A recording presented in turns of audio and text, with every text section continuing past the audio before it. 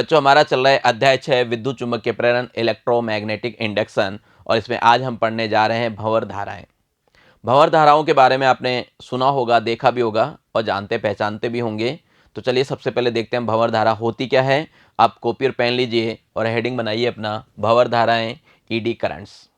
देखिए कई बार आपने देखा होगा जब आंधी आती है तो इस रेत के कणों को इस तरह आपने कहते हैं घूमता हुआ देखा होगा, इस तरह घूमते हुए जाता है, देखा होगा। ऐसे ही आपने पानी के अंदर जब अपना पानी क्या होता है बिल्कुल स्थिर अवस्था में होता है, जब अपना पानी स्थिर अवस्था में होता है उसमें जैसे ही कोई भी एक पत्थर डालते हो तो वो क्या होता है, पानी इस तरह चलने लगता है, देखा होगा आपने ऐसे, यानी वर्ताकार धाराएं बनने लग जाती है। इस तरह क्या होता है, पानी अपना पथ बनाने लगता है। इस तरह का जो धाराएं बह रही है इसी को बच्चों कहते हैं भंवर धाराएं। ठीक है, इस प्रकार जो गोल तरह घूमता हुआ जा रहा है ना, इसी को हम क्या कहते हैं, भंवर धारा कहते हैं। तो आप देखिए हेडिंग डाल दिया आपने भंवर धाराएं। यहाँ पे पिछले अध्याय जो अपने वीडियोस थे उस पर हमने एक बात कर ली थी चर्चा। क्या कर ली थी, लेंज का नियम व फैराडे का नियम देखा था। वहाँ पे आपने इस बात को अच्छी तरह समझ लिया था कि जब किसी कुंडली में क्या होता है, फ्लक्स में परिवर्तन होता है, चुंबकीय फ्लक्स में परिवर्तन होता है तो उसमें एक प्रेरित विद्युत वाहक बल उत्पन्न होता है जिससे धारा बहती है। वो जो धारा होती है वो क्या होती है, प्रेरित धारा होती है। वो क्या कहलाती है, प्रेरित धारा होती है, प्रेरित विद्युत धारा होती है। लेकिन ये क्या होता है, बंद वक्रों के रूप में बहती है। ये जो धारा निकलती है वो क्या होती है, बंद वक्र के रूप में बहती है, कुछ इस तरह, जैसा कि मैंने अभी आपको दिखाया इस तरह धारा बहती है। और ये बंद वक्र के रूप में जो धारा बह रही है बस इसी को हम भंवर धारा कहते हैं।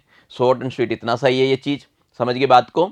आपसे परीक्षा में पूछ लिया जाए कि भंवर धारा किसे कहते हैं तो आप इतना सही लिखेंगे कि जब किसी धात्विक चालक से संबद्ध चुंबकीय फ्लक्स में परिवर्तन होता है तो चालकों में क्या होता है, बंद वक्रों के रूप में धाराएं प्रेरित हो जाती हैं। इन धारा को ही भंवर धाराएं कहते हैं। तो जो धाराएं निकलती है यूँ करके घूमते हुए निकलती है बंद वक्र की तरह, जैसा अभी मैंने आपको दिखाया इस तरह धाराएं निकलती है। इन धारा को हम क्या कहते हैं, क्या कहेंगे, हम भंवर धाराएं कहेंगे। एक साइंटिस्ट थे फोको, सबसे पहले इन धाराओं की खोज उन्होंने की थी। यानी इन धाराओं की खोज सन 1895 में फोको ने की थी, है ना। और जब फोको ने की इसीलिए इन धाराओं का एक नाम और पड़ गया, फोको धाराएं। तो हम कुल मिला के बात ये हुई, इन धाराओं की खोज 1895 में फोको ने की, इसलिए इन्हें फोको धाराएं भी कहते हैं। तो हम भंवर धाराएं भी कह सकते हैं और भंवर धाराओं का दूसरा नाम क्या हो गया, फोको धाराएं। क्लियर है बात, ये सिंपल सा अपने पास कंसेप्ट क्लियर हो गया। क्या होता है, अपन ने पहले पढ़ रखा है, जब चुंबकीय फ्लक्स में आप परिवर्तन करेंगे तब क्या होगा, विद्युत वाहक बल उत्पन्न होगा, विभवांतर आएगा, उससे धारा बहेगी। वो जो धारा बह रही है वो क्या होती है, प्रेरित धारा होती है, प्रेरित विद्युत धारा होती है। और ये धाराएं कैसे निकलती है, बंद वक्र में निकलती है। ये धारा क्या होती है, बंद वक्र में निकलती है। इसी को हम क्या कहते हैं, इसी को हम बोलते हैं भंवर धाराएं। क्लियर, समझ गए बात को। आगे की बात करें तो ये जो चालक है उसमें जो उत्पन्न हुई है आपकी भंवर धाराएं, उनका जो तल होता है वो चुंबकीय क्षेत्र रेखाओं के क्या होता है, लंबवत होता है। भंवर धाराओं का जो तल होगा वो चुंबकीय क्षेत्र रेखाओं के क्या होगा, लंबवत होगा। साथ में ये भी ध्यान रखना, ये भंवर धाराएं भी क्या करती है, चुंबकीय फ्लक्स का विरोध करती है ना। यानी भंवर धाराएं चुंबकीय फ्लक्स में परिवर्तन का क्या करती है, विरोध करती है। यानी चुंबकीय फ्लक्स बढ़ रहा है तो उसका विरोध करेगी, घट रहा है तो विरोध करेगी, बढ़ रहा है तो वो मना करेगी, बढ़ाओ मत, घटाओ इसको। घट रहा है तो वो क्या करेगी, बढ़ाने के लिए कहेगी। यानी अपोजिट चलती है बिल्कुल। तो भंवर धाराएं क्या करती है, चुंबकीय फ्लक्स के परिवर्तन का विरोध करती है। क्लियर, जैसा कि बताया था आपको पहले भी, क्या था, लेंज के नियम से क्या था, दिशा हमें वैसा ही रखते हैं जिधर से क्या हो, जिसके कारण उसकी उत्पत्ति हो उसका क्या करे, वो विरोध करे। सेम ऐसा यहाँ होता है, भंवर धाराएं भी क्या करती है, चुंबकीय फ्लक्स परिवर्तन का विरोध करती है। और जब चालक में भंवर धाराएं उत्पन्न होती है तो उसमें क्या होती है, ऊष्मा ऊर्जा आती है। जब चालक में क्या हो, जब चालक में भंवर धाराएं उत्पन्न होती है तो उसमें क्या होती है, ऊष्मा ऊर्जा होती है ना। और इस ऊष्मा ऊर्जा के कारण ही क्या होता है, चालक गर्म हो जाता है। भंवर धाराओं के कारण क्या होगा, ऊष्मा ऊर्जा उत्पन्न होगी और ऊष्मा ऊर्जा उत्पन्न होने के कारण क्या होगा, चालक क्या होता है, गर्म हो जाता है। ठीक है, देखो एक एक्सपेरिमेंट कर लेते हैं भंवर धाराओं से रिलेटेड। हमने क्या किया, यहाँ पे एक धातु की प्लेट ले रखी है PQRS, ये P, ये Q, ये R और ये S, एक धातु की क्या है, प्लेट है। अब हम क्या करते हैं, चुंबकीय क्षेत्र से बाहर निकलती है तो प्लेट से गुजरने वाले चुंबकीय क्षेत्र रेखाओं की संख्या में क्या होगी, परिवर्तन होगी। कौन, जब इस धातु की प्लेट को चुंबकीय क्षेत्र से मैं बाहर निकालूंगा तो क्या होगा, फ्लक्स में परिवर्तन होगा, होगा ना भाई। नीचे से फ्लक्स है, चुंबकीय फ्लक्स है, उससे हटा रहे हैं तो चुंबकीय फ्लक्स कम होता रहेगा, या फिर लाओगे तो क्या होगा, चुंबकीय फ्लक्स बढ़ेगा। तो जब हटाएंगे तो चुंबकीय फ्लक्स में क्या होगा, परिवर्तन होगा। चुंबकीय फ्लक्स में परिवर्तन होने के कारण क्या होगा, प्रेरित विद्युत वाहक बल होगा। प्रेरित विद्युत वाहक बल होने के कारण प्रेरित धारा, विद्युत धारा उत्पन्न होगी। और ये धारा किस रूप में होगी, यहाँ चित्र में दिखाया गया इस तरह धारा होगी। इन धाराओं को हम क्या कहेंगे, भंवर धारा कहेंगे। समझ गए बात को। कहने का मतलब है कि चुंबकीय फ्लक्स में परिवर्तन आता है जिससे धातु में बंद वक्रों के रूप में क्या हो जाती है, भंवर धाराएं उत्पन्न हो जाती है। और इन धाराओं की जो दिशा होगी किस प्रकार होती है, इस प्रकार होती है कि वो चालक प्लेट को चुंबकीय क्षेत्र से बाहर निकलने का क्या करें, विरोध करें। हम बाहर निकालेंगे तो उसका क्या करेगा, वो विरोध करेगा, बाहर निकलने के लिए वो मना करेगा। ठीक है, हमेशा उन्हीं का विरोध करता है जिसके कारण उसकी उत्पत्ति हो रही है। भंवर धाराएं किस वजह से बन रही है, भंवर धाराएं इस वजह से मिल रही है जब हम चालक को क्या कर रहे हैं, उस क्षेत्र से बाहर निकाल रहे हैं, चुंबकीय क्षेत्र से बाहर निकाल रहे हैं। चुंबकीय क्षेत्र के बाहर निकालने से क्या हो रहा है, इसमें फ्लक्स में परिवर्तन हो रहा है, उसकी वजह से क्या बन रही है, वो भंवर धाराएं बन रही है। लेकिन भंवर धाराएं क्या करेगी, दिशा कैसे रखेगी है, इस प्रकार रखेगी कि वो उसी का विरोध करे बाहर निकालने का, यानी चुंबकीय फ्लक्स में परिवर्तन का क्या करेगी है, विरोध करेगी। यानी उसी का विरोध कर रही है जिसके कारण उसकी क्या हुई है, उत्पत्ति हुई है, जिस वजह से वो उत्पन्न हुआ है। ठीक है, इससे क्या हुआ, उत्पन्न क्या हो गया, अवमंदन हो गया। इस अवमंदन को हमने एक नाम दे रखा है, क्या नाम दे रखा है, विद्युत चुंबकीय अवमंदन कहते हैं। इस अवमंदन को हम क्या कहते हैं, विद्युत चुंबकीय अवमंदन कहते हैं। समझ गए बात को। इससे संबंध में एक प्रयोग और करते हैं, प्रयोग संख्या 2। इसमें हम क्या करते हैं, एक समान चुंबकीय क्षेत्र में एक धातु की प्लेट लेते हैं, उसमें हम क्या करते हैं, उसको दोलन कराते हैं, हल्का छोड़ के दोलन कराते हैं तो वो दोलन करती है। दोलन करने से क्या होता है, इस चुंबकीय क्षेत्र में मान लो ये चुंबकीय क्षेत्र इसमें दोलन करेगी, यूँ जाएगा और यूँ आएगा, तो इससे क्या हो गया, इस धातु की में क्या हो गया, चुंबकीय फ्लक्स में क्या होता है, परिवर्तन होता है। जैसे ये जा रहा है तो चुंबकीय फ्लक्स क्या हो गया, कम हो गया, वापस आ रहा है तो क्या हो गया, बढ़ गया, है ना। अब होता क्या है कि जब ये इधर जाता है तो इसका क्या करता है, वो विरोध करता है, उधर नहीं जाने देता, वापस बुलाने की कोशिश करता है। और जैसे ऊपर जाता है, बाहर निकलने की कोशिश करता है, तो यहाँ भी क्या होता है, इसका विरोध होता है, इसको बाहर नहीं निकलने दिया जाता है। इस कारण क्या होता है, इसके अंदर ये क्या दोलन करता है, और दोलन करने से क्या होता है, चुंबकीय फ्लक्स में परिवर्तन आता है। चुंबकीय फ्लक्स में परिवर्तन आने के कारण, जब चुंबकीय फ्लक्स में परिवर्तन आ रहा है तो विद्युत वाहक बल उत्पन्न हो गया, विभवांतर आ गया, विद्युत धारा क्या होती है, चलने बहने लग जाती है, प्रेरित विद्युत धारा। और यही प्रेरित विद्युत धारा कैसा होता है, बिल्कुल वैसे ही भंवर धारा की तरह निकलता है। ये है, हमने क्या किया, एक समान चुंबकीय क्षेत्र में किसी धातु की प्लेट को दोलन गति कराई जाती है तो प्लेट में क्या होती है, भंवर धाराएं उत्पन्न हो जाती है। क्यों हो जाती है, क्योंकि प्लेट से संबद्ध चुंबकीय फ्लक्स में क्या हो रहा है, लगातार परिवर्तन होता है। ठीक है, देखिए चित्र दिखाता हूँ आपको, यहाँ पे कुछ इस तरह का है। हमने क्या किया, प्लेट लिया, धातु की प्लेट है, चालक है ये, इसको हमने इसमें छोड़ा तो जैसे ये यहाँ आता है, अंदर आता है ना, तो पहले क्या होता है, अंदर आने का विरोध होता है, अंदर आने का क्या होता है, विरोध होता है, जैसे उसको धकेलने की कोशिश की जाती है। जब ये अंदर आ जाता है, ये बाहर निकलता है, जैसे यहाँ तो विरोध हो गया, जैसे ये बाहर की ओर निकलता है, यहाँ से क्या होता है, बाहर की ओर निकलता है, तो वापस इसमें क्या होगा, इधर की ओर खींचेगा, भंवर धारा क्या करेगी, अंदर की ओर बुलाने की कोशिश करेगी, क्योंकि उसका क्या कर रही है, विरोध कर रही है। तो बस यहाँ पे क्या होता है, ये दोलन होने लग जाता है। दोलन होने से क्या हो गया, दोलन होने से इसमें फ्लक्स में लगातार क्या हो रहा है, परिवर्तन हो रहा है। भाई लगातार क्या हो रहा है, परिवर्तन हो रहा है, कम ज़्यादा हो रहा है। ऐसा होने से क्या हो गया, प्रेरित विद्युत धारा उत्पन्न हो गई। ये कैसी होती है, भंवर धाराओं के रूप में होती है। लेकिन हम क्या करें, इसको थोड़ा सा काट दें। भाई वो जो प्लेट थी ना अपने पास, ये प्लेट यूँ थी, तो इसमें क्या हो गया, भंवर धाराएं उत्पन्न हो गई, इसमें क्या हो गया, भंवर धाराएं उत्पन्न हो गई। हम क्या करें, इसको थोड़ा सा, इस प्लेट को क्या करें, थोड़ा सा हम काट दें। कैसे काट दें, इस तरह का बना लें हम। यहाँ पे इस डिजाइन को हटा देता हूँ, इसकी जगह हम क्या करें, इसकी जगह ले लेते हैं हम, एक बार इसको हटा के खांचे बना लेते हैं। अपने पास जो है उसमें हम क्या करें, खांचे बना लें, जैसा कि आपको चित्र में दिखाया गया है। यहाँ पे हमें ये चित्र में इस तरह का खांचा बना लें, तो क्या होगा, जब आप इस तरह का खांचा बनाओगे, देखिए मान लो एक यहाँ पे एक डिजाइन बना देता हूँ, इस तरह का मैंने क्या किया, खांचे बना दिए। अब क्या होगा, अब इसमें दोलन कराएंगे तो अब भंवर धाराएं कम बनेगी, अपना जगह कम बना लेगा ना। देखिए यहाँ पे भंवर धारा बनेगी तो बस इतना ही घूम पाएगा ये, फिर यहाँ पे बनेगा और यहाँ पे बनेगा, तो ज़्यादा भंवर धाराएं नहीं बन पाएगी। जबकि पहले वाले में क्या होता, ज़्यादा भंवर धारा बन रही थी। तो भंवर धाराओं को कम करने के लिए हम क्या करते हैं, इस तरह के खांचे बना लेते हैं, बीच बीच में क्या करते हैं, काट देते हैं। समझ गए बात को। तो इस चीज़ को लिख भी सकते हैं कि यदि धातु की प्लेट में खांचे काट दिए जाएं, समझ गए बात को, बीच बीच में काट दिए हैं, तो प्लेट में उत्पन्न भंवरधारों की संख्या में क्या हो जाती है, कमी आ जाती है। अवमंदन भी कम होगा। ठीक है, इससे क्या हो गया, अवमंदन भी कम हो गया। और आपने देखा था भंवर धाराएं उत्पन्न हो रही थी तो क्या हो रहा था, चालक प्लेट गर्म भी होता था। यहाँ पे क्या हो गया, भंवर धाराएं कम उत्पन्न हो रही है, इसलिए अवमंदन भी कम होगा। अवमंदन क्या होगा, कम होगा, और चालक प्लेट गर्म भी कम होगा पहले की अपेक्षा में। ट्रांसफार्मर जैसे विद्युत उपकरणों में भंवर धाराओं के कारण विद्युत ऊर्जा का अधिकांश हिस्सा उसमें ऊर्जा में क्या हो जाता है, क्षयित हो जाता है। ट्रांसफार्मर जो होता है वहाँ पे क्या होता है, भंवर धारा के कारण ही क्या होता है, विद्युत का जो अधिकांश ऊर्जा है वो क्या होता है, उसमें ऊर्जा में नष्ट हो जाता है, क्षयित हो जाता है। क्योंकि भंवर धारा उत्पन्न होने से क्या हो गया था, भंवर धारा उत्पन्न होने से क्या होती है, ऊष्मा ऊर्जा आती है। तो अधिकांश हमारी जो ऊर्जा है, विद्युत ऊर्जा, वो कहाँ चली जाती है, ऊष्मा ऊर्जा में चली जाती है। इसी चीज़ से बचने के लिए हम क्या करते हैं, प्लेटों को कहते हैं क्रोट की तरह का काट काट के बनाते हैं, इस तरह के प्लेट बना लेते हैं। ट्रांसफार्मर की क्रोट को पतलित करके पतली पतली पट्टियों के रूप में बनाया जाता है, कारण यही है।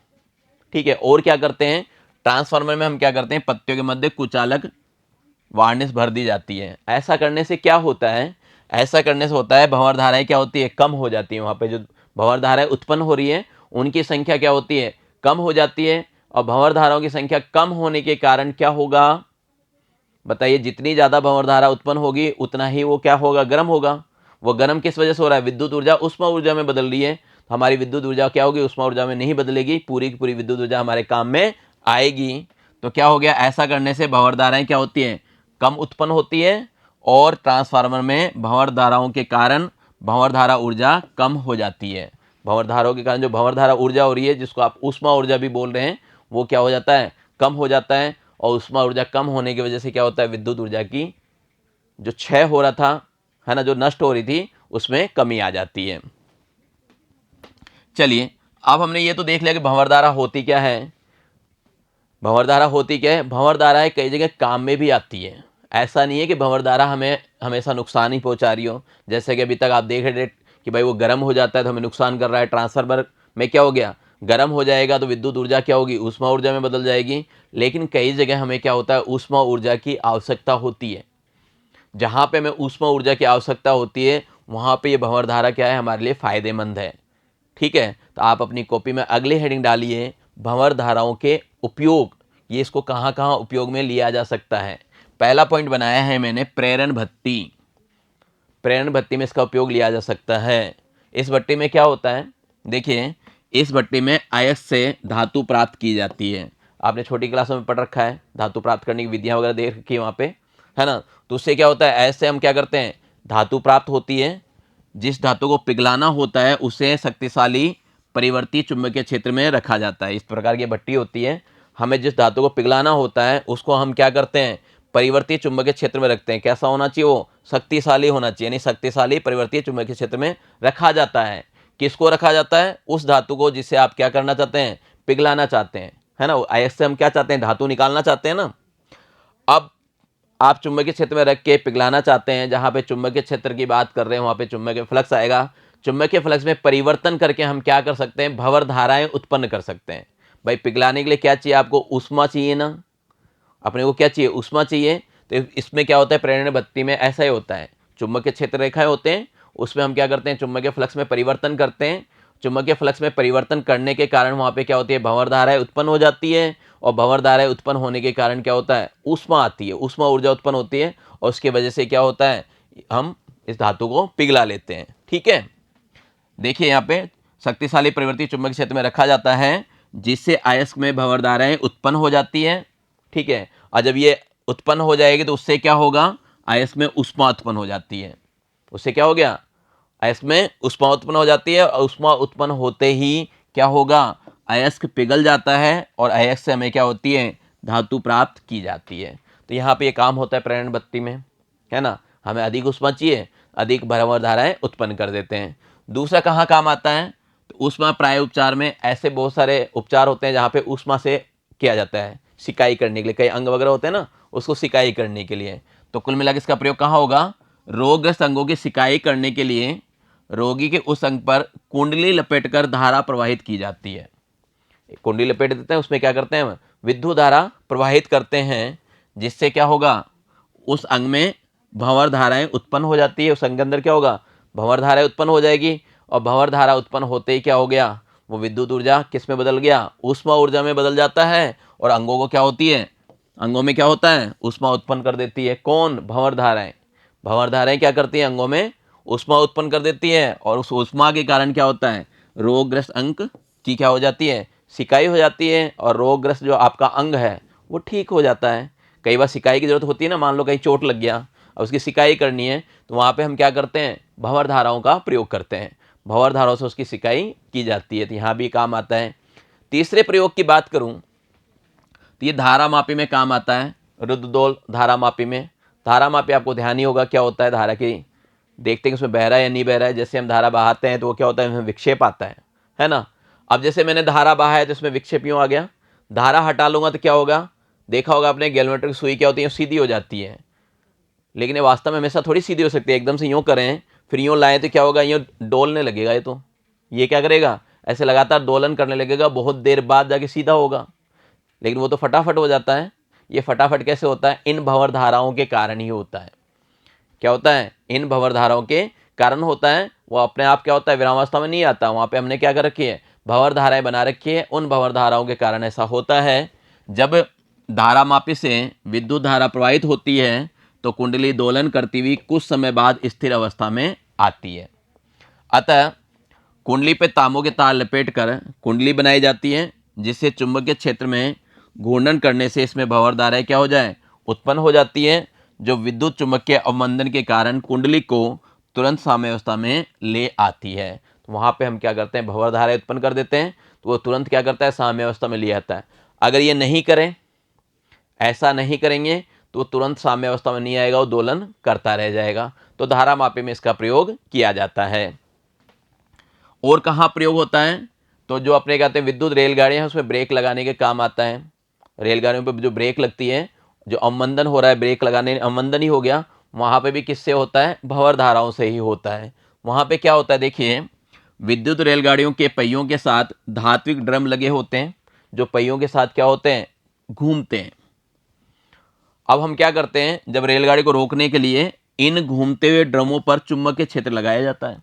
ये जो घूम रहे हैं इस पर हम क्या करते हैं, चुंबकीय क्षेत्र लगा देते हैं। जैसे हम चुंबकीय क्षेत्र लगाते हैं, फ्लक्स में क्या होता है, परिवर्तन होता है, और फ्लक्स में परिवर्तन होने से वहाँ पे क्या होती है, ड्रम में भंवर धाराएं क्या होती है, उत्पन्न हो जाती है।